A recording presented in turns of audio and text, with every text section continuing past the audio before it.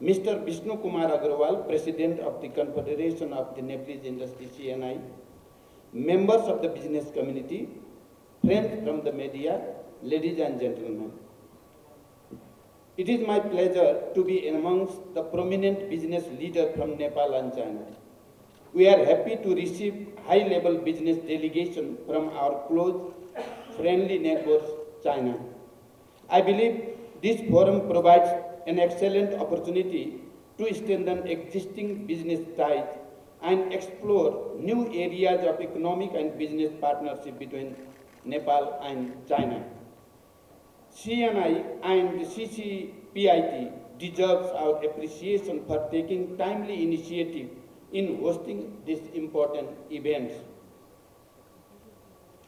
Nepal and China share a long history of economic, cultural, and people-to-people exchanges. Over the years, we have built strong ties based on mutual respect, trust, and understanding. Our relations, which are based on the 5 principles of peaceful coexistence, have always remained cordial and friendly. This relationship has deepened over the years through regular exchanges of high-level visits. Nepal is firmly committed to One China policy. It has been our consistent policy to not allow our soil to be used against our neighbor. Cooperation between our two countries has expanded in various fields. China has been providing generous support in our development efforts. Nepal-China trade relations date back to ancient times. It began with the engagement of merchants from both sides of the Himalayas, which continues today in much more expanded form of trade and exchanges. China remains Nepal's second largest trading partner. Currently, more than 14% of our total international trade is with China. Similarly, China is the largest source of foreign direct investment in Nepal. We believe that phenomenal economic progress achieved by our neighbor would open up the wider avenues of opportunity for Nepal to grow and prosper through expansion of export trade and enhanced level of inward investment. We expect easy and more generous market access to our products in the vast market of our neighbors. Mutual recognition of standard and accreditation will help promote our exports. While talking about Nepal's trade and investment potential, let me briefly outline some of top priorities of this government. Following the successful holding of the election of all tiers, we have entered into the second cycle of democratically elected government under the federal system. We are aware that foreign investment requires a stable political environment. Now we are in a position to assure you of the continuity and stability in policy.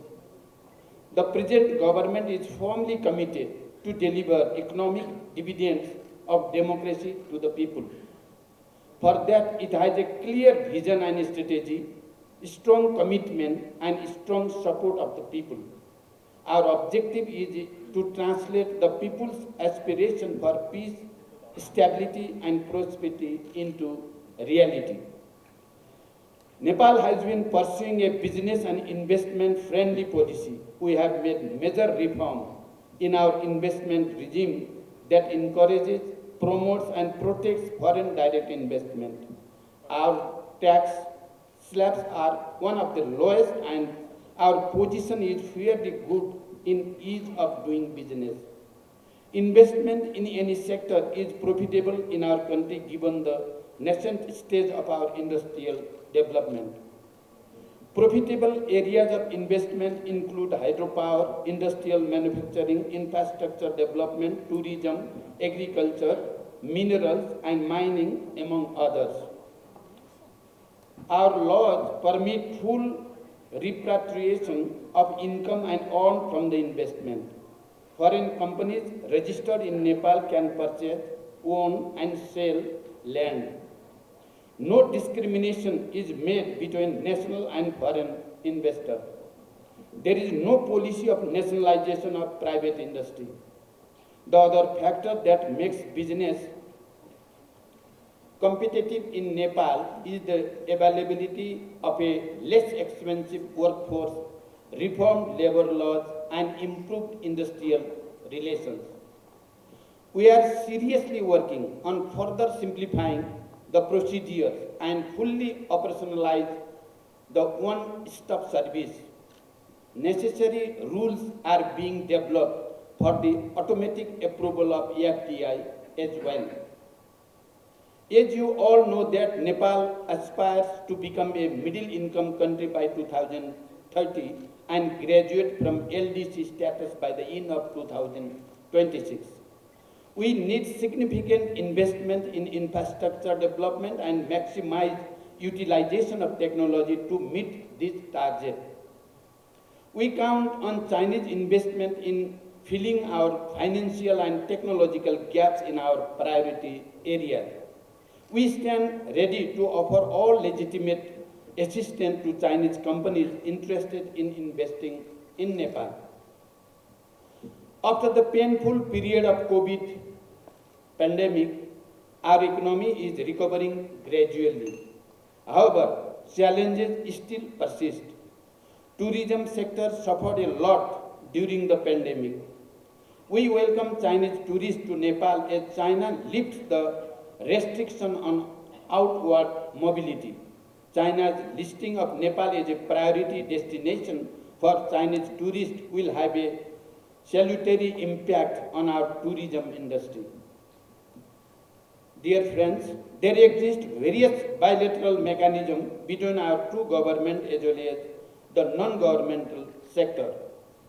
We have signed agreement and MOU on trade, investment, tourism, and others. Our growing people-to-people contact is yet another feature of our increasing engagement. Considering all these facts, I see great potential for an enhanced level of economic engagement. Our two governments have been discussing about establishment of cross-border economic zone and opening up more broader trading points. Our two countries are already linked by optical fiber, and the prospect of cross-border railways and transmission lines will help us significantly improve our economic ties in the coming years.